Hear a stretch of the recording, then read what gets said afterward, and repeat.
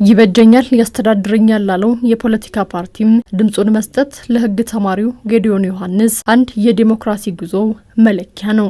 ይሁንና የከፍተኛ ትምህርት ተቋማት ተማሪዎች ካለባቸው ተደራራቢ ክፍለ ጊዜ ጋር ተዳምሮም እርሱ ለሚመኘው ስልጣንን በድምጹ የመወሰን ትልም አዳጋች እንደነበር እንዲህ ያወሳል። ቀድሞ ከነበረው ሲስተም ከግቢ ወተሽ እንደዚህ ክላስ ቀተሽ ሊሆን ይችላል የአሳይመንት የጥናት ጊዜን አጣቦ ሄዶ መመዝገብ እጅግ በጣም ፈታኝ ነው። በምርጫ ወቅት የእያንዳንዱ ዜጋ የድምጽ ጡብ ጠንካራ መሰረት ያለው ዲሞክራሲን ይገነባል። ከዚህ ረገድም የማህበረሰቡ አንድ አካል የሆኑት የከፍተኛ ትምህርት ተቋማት ተማሪዎች ሀገር በምትመርጥበት ሀገሬው ድምጹን በሚያዋጣበት ምርጫ ለመሳተፍ የሚያግዛቸውን የመራጭነት ካርድ ለማግኘት እንደ ምርጫዬ ያለው የሞባይል መተግበሪያም አስተዋጽኦ ጉልህ መሆኑን ያወሳሉ።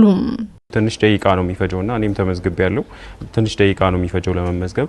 ጊዜያቸውን ሳያጣብቡ ስኬጁላቸውን ምንም ሳያበላሹ ከግቢ ወጥተው መሄድ ሳይጠበቅባቸው እዚህ ሆነው መመዝገብ መቻላቸው እጅግ የተማሪን ችግር ይቀርፋል። ምርጫ የተሰኘው አፕሊኬሽን ተማሪዎች በሀገራቸው ጉዳይ ላይ በምርጫ ዲሞክራሲያዊ መብታቸውን እንዲጠቀሙ ትልቅ ተስፋን የዘራ ፕላትፎርም ነው። ዲጂታል ፕላትፎርም ነው። ያው እንዳየነው በጣም ቀላል ምቹ ነው።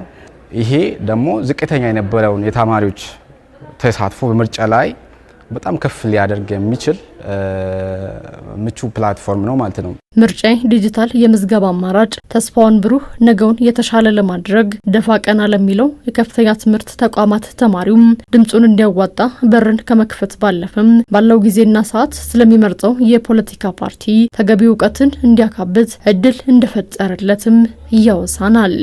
እዚህ ሆኜ ማንም መምረጥ እንዳለብኝ አውቃለሁ።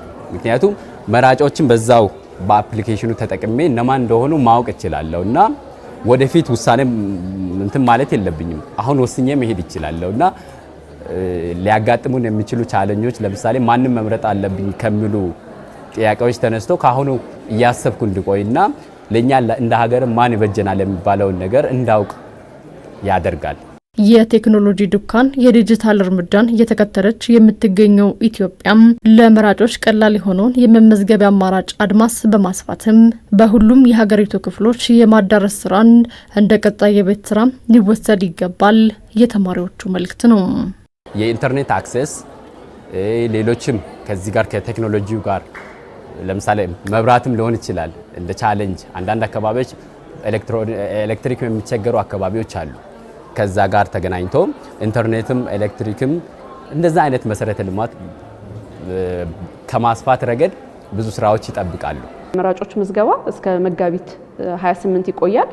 በዚህ ጊዜ ውስጥ ያው ኢትዮጵያውያን መስፈርቱን የሚያሟሉ ኢትዮጵያውያን 18 ዓመትና ከዛ በላይ የምርጫ ቀን የሚሞላቸው የመምረጥ መብታቸው በሕግ ያልተገደበ እና ኢትዮጵያዊ የሆኑ ከዛ በተጨማሪ ደግሞ በምርጫ ክልሉ 6 ወርና ከዛ በላይ የሚሆናቸው ዜጎች በመራጭነት በተቀመጡት ቦርዱ ባዘጋጀው የተለያዩ አማራጮች የምዝገባ አማራጮች አማካኝነት ወጥቶ እንዲመዘገብ እናበረታታለን።